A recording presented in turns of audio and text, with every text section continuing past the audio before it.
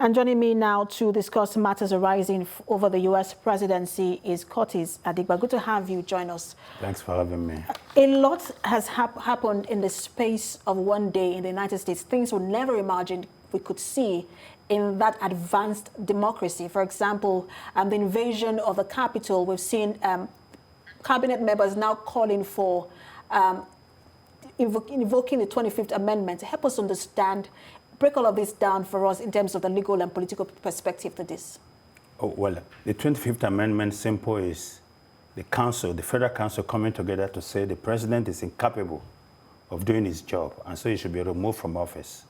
That's what simply the 25th Amendment says. But on the whole, this is not something that is surprising to watchers of political events in America. Before the election, President Donald Trump kept saying the only way he could lose this election was if it was rigged. Even without the results were known, he said he was going to win and he will only lose if the election was rigged.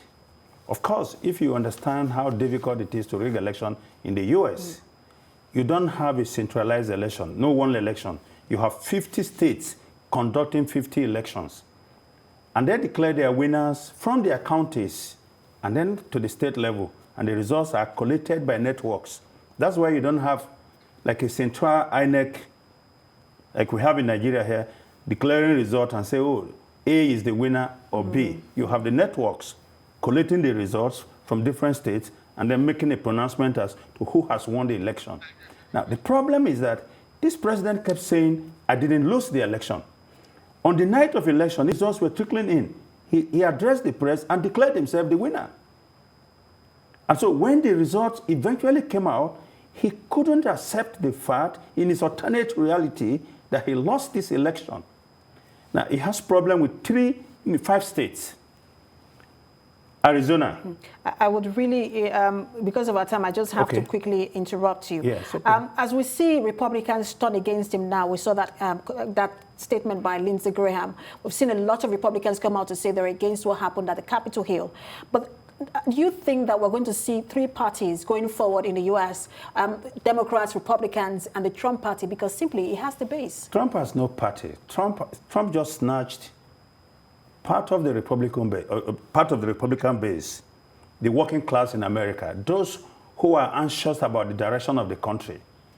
He gave them a clear path and a message. He just harnessed the anxiety.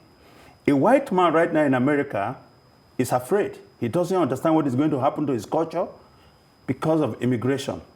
He's also worried that people are coming from outside the borders of America and taking his jobs. And that's why Trump is attractive to them, because he's saying to them what they want to hear.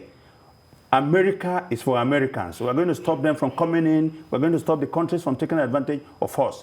Now, talking about the Republicans, I mean, look, these were his enablers, majority of them, not all of them. Lindsey Graham occupies a front row in those who enabled Trump. And so what he has just done is to cleverly duck out of the train, knowing that the train was heading for a wreck. Now, but having said that, at least, it speaks to a little level of conscience still left in him. And that is because they have been threatened by what they enabled for a long time.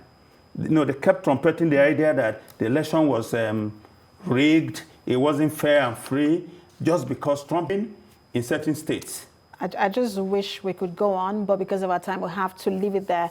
Kutis Adigba, lawyer and political consultant, thanks for talking to us. Thanks for having me.